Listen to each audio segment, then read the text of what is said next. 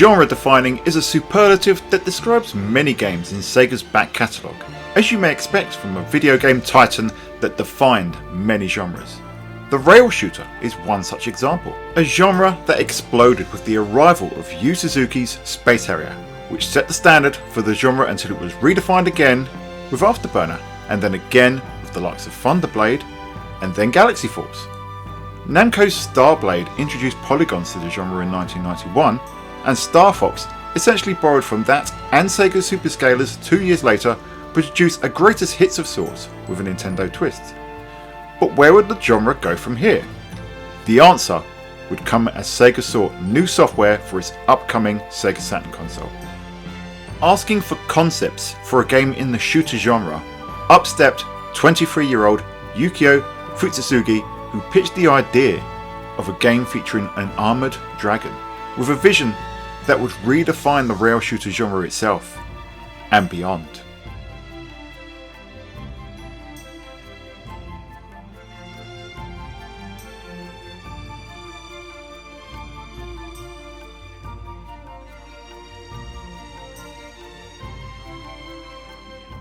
The principal concepts that would serve as the foundation for the Panzer Dragoon series were defined very early on in Futsutsugi's pitch. The player would control a dragon, as opposed to the tanks, planes and spaceships that had been present in rail shooters to this point. The setting of a post-apocalyptic world was also defined very early on.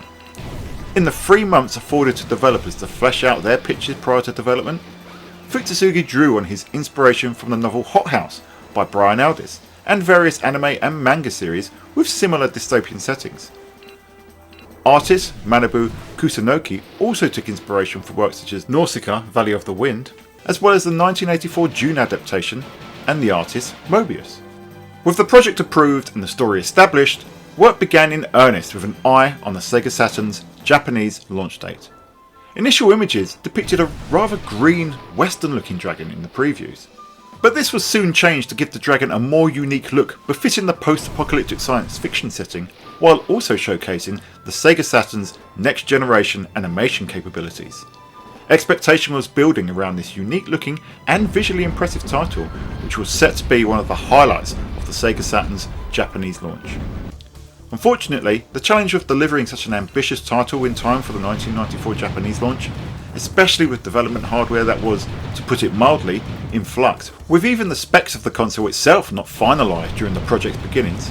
But Japanese Saturn owners didn't have to wait long, because in March the next year, Panzer Dragoon came swooping into the Sega Saturn's library to much fanfare. This also meant that despite the rushed Western Saturn launches, Panzer was available at launch, or just after in the case of the PAL regions. And that was a great thing too, as while critics had cooled somewhat on the flawed ports of Virtua Fighter and Daytona USA, Panzer Dragoon became the showpiece in the Sega Saturn library. Panzer Dragoon's critical reception upon its release was that of universal acclaim, and while that positivity became slightly less enthusiastic once the Western launches rolled around, something that I thought was unfair given that they were effectively reviewing these games twice. Panzer Dragoon maintained an air of the console's first blockbuster, and to this day is offered as the game that perhaps should have replaced Virtua Fighter as the Sega Saturn pack-in in those markets, in one of the many what-if Sega scenarios. With this brief background on Panzer Dragoon's journey to retail out of the way, we can discuss what the game actually is, how well it did it, and whether it really did redefine anything. As we established, Panzer Dragoon was pitched as a shooter game, per Sega's request at the time, and more specifically a rail shooter in the vein of Afterburner, Space Harrier and Star Fox, all games cited as inspirations for its creation. Two things make the gameplay both unique and a step beyond what had come before. The idea of a rail shooter had existed since the early 80s, so Panzer Dragoon needed something special to stand out. The first is how the dragon's movement and the targeting reticule are tied together, and what I mean by that is that they maintain a degree of independence. While the rail shooters I mentioned tie movement to the targeting, Panzer does it in a slightly different way. The targeting is actually tied to the rider's gun, while the dragon will follow it on the screen but at a different speed. So while both will move in the same direction, they do so somewhat independently. This is key to making you and the dragon feel like separate entities, and the gameplay implications are subtle, but it's a wonderfully unique approach. The more significant addition is the 360-degree view. Using the Sega Saturn's shoulder buttons, the camera can be rotated all the way around your dragon and the rider, allowing you to combat enemies coming in from behind and to your flanks. This again enhances the immersion in the world of Panzer Dragoon, while expanding the gameplay of the rail shooter genre further into the third dimension, and in a way that I don't think we've actually seen since. The gameplay is relatively straightforward in terms of control, much like Panzer Dragoon's peers in the genre. You attack with the A, B or C buttons, all triggering the same shooting attack from your rider's blaster. Holding the attack button allows you to lock onto enemies and fire homing blasts from your dragon. This was an idea that the team said was inspired by Galactic Attack, or Ray Force, Layer Section, Gunlock, whatever you want to call it, but it was implemented so well in Panzer Dragoon that it would find its way into Star Fox 64 a year later. The shoulder buttons rotate the camera, while the X, Y and Z buttons change the view. For me, the default view is suited best, especially as, unlike the game's sequel, the dragon movement is restricted when you're not facing forward. But it's nice to have options which actually align to Virtua Racing and Daytona in terms of their viewpoint offerings. As you'd expect, the objective of the game is to shoot down any and everything in your path. You start on normal mode with a single credit, meaning you get one continue once your life bar is depleted. However, upon clearing a level, called episodes, you are presented with a percentage of enemies that you've destroyed, and the more that you kill, the better your chances are at earning more credits, because you will need them. Panzer Dragoon only has 7 episodes, and each one takes between 5 and 10 minutes to see to the end. They start off quite easy, but soon get devilishly tricky. Episode 5 in particular can be especially brutal, as your dragon is pursued by the Imperial Armada and takes on a boss in its finale whose deluge of projectiles in both of its forms can vaporize your health in a heartbeat. Speaking of bosses, they deserve a special mention. They're all imposing and visually impressive foes who are either huge, diverse, well animated, or a combination of all of the above. From enemy warships to the Dark Dragon, from transforming mechanical monstrosities to the monstrous final boss, each battle feels like an event. There are actually different modes of play. Easy mode will end at episode 4 and give you a bag full of continues, whilst normal and hard difficulties will give players a real challenge. This is all held together by blockbuster production values, at least for the time. Panzer Dragoon opens with a 5-minute long CGI introduction, detailing how our hero, not named in the game but known as Kiel Flug, inherited the dragon and by extension its quest to battle its dark counterpart. This carries into the game proper with some stunning visuals quite unlike anything else at the time. The Saturn's unique capabilities are put to great use as the Infinite Planes VDP2 produces give the game a true sense of depth. Polygonal popping remains, but it's not as egregious as say Daytona USA on the Saturn. Moreover, the desolate yet beautiful post-apocalyptic setting is realised perfectly with this visual approach, the influence of Mobius and such being evident here. It's not just the environment, enemies are beautifully animated, particularly the bestial ones. Wings flap, the tendrils of giant worms wiggle as beasts burst in and out of sand dunes, and your enemies react to your attacks. Particularly I've noticed the stage 4 boss who will shield itself from your onslaught. But the star of the show is the dragon itself, who never stops moving, wings flapping and tail snaking behind as it soars through stages and climbs and descends around the screen following your targeting reticule. The sound design too is, quite frankly, nearly perfect. The dragon screeches, the enemy screams, the roar of Imperial machinery, the thunder of gunfire, it all feels real and tangible. It's a beautiful orchestra of brutal techno-organic warfare. This is coupled with voice acting in the intro, ending and cutscenes, all spoken in Panzerese, a fictional language that is the mix of ancient Greek, Latin and Russian, but all delivered fantastically by the game's voice actors, which do actually feel like a step up from what was available at the time. But the star of the show, as far as the sound is concerned, is the orchestral soundtrack. Panzer Dragoon is not scored like a normal video game.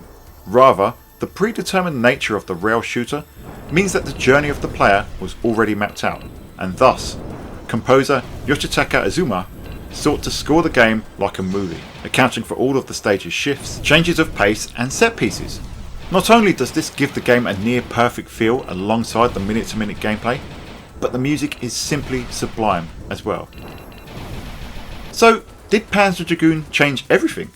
Did it even redefine its genre? There is a view that Panzer Dragoon is no more than an impressive title for its time with relatively simple arcade-style gameplay, and that is a perfectly valid view. Contemporary reviews at the time stated that the game may come off as a simple shooter, it is at least a very good one, and basically the ultimate evolution of Space Harrier. I, however, have a slightly different view. In its introduction of rotating and panning camera, as well as the lock-on mechanic, Panzer Dragoon pushed the rail shooter onwards in new and innovative ways which have been felt more in the Star Fox series than any other, and some more successfully than others.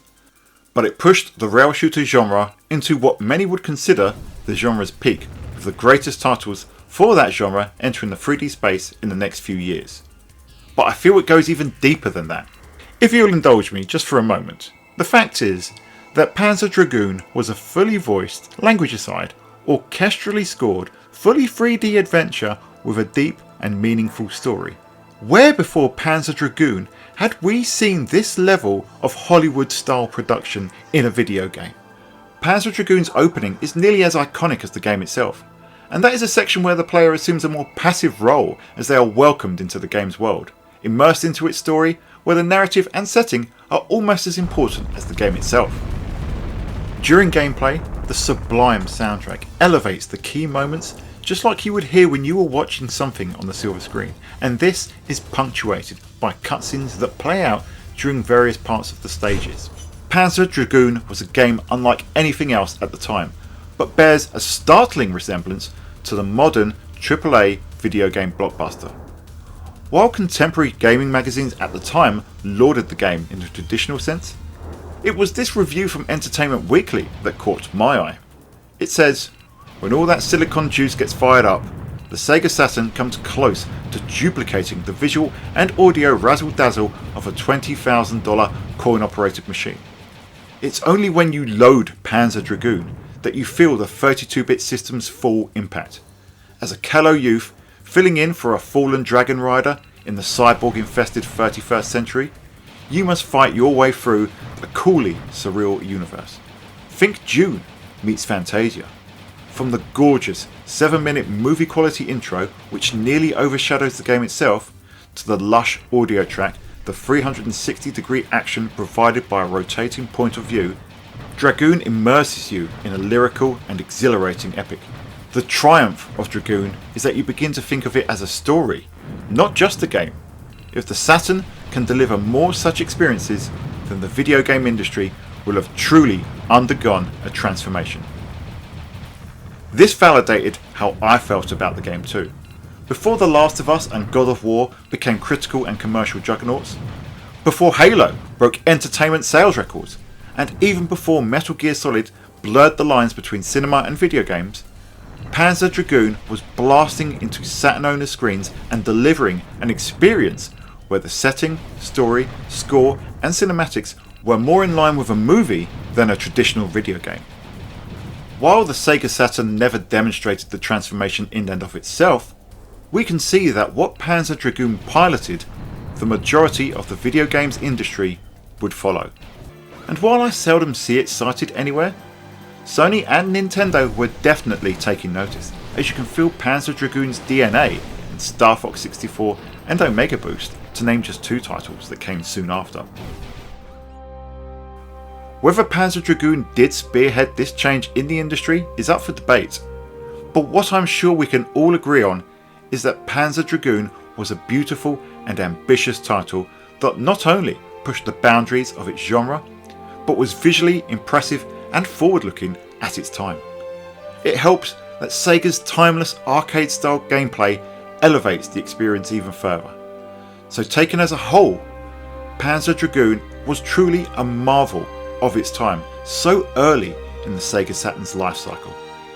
Remakes, sequels, spiritual successors and imitators may have followed, but very few have captured the majesty of the original game, its world, its music, its gameplay, and its magic. Nearly 30 years on, this classic is still casting a spell on Sega fans worldwide. This has been Dan the Mega Driver of the Sega Guys, and we will see you on the Sega side.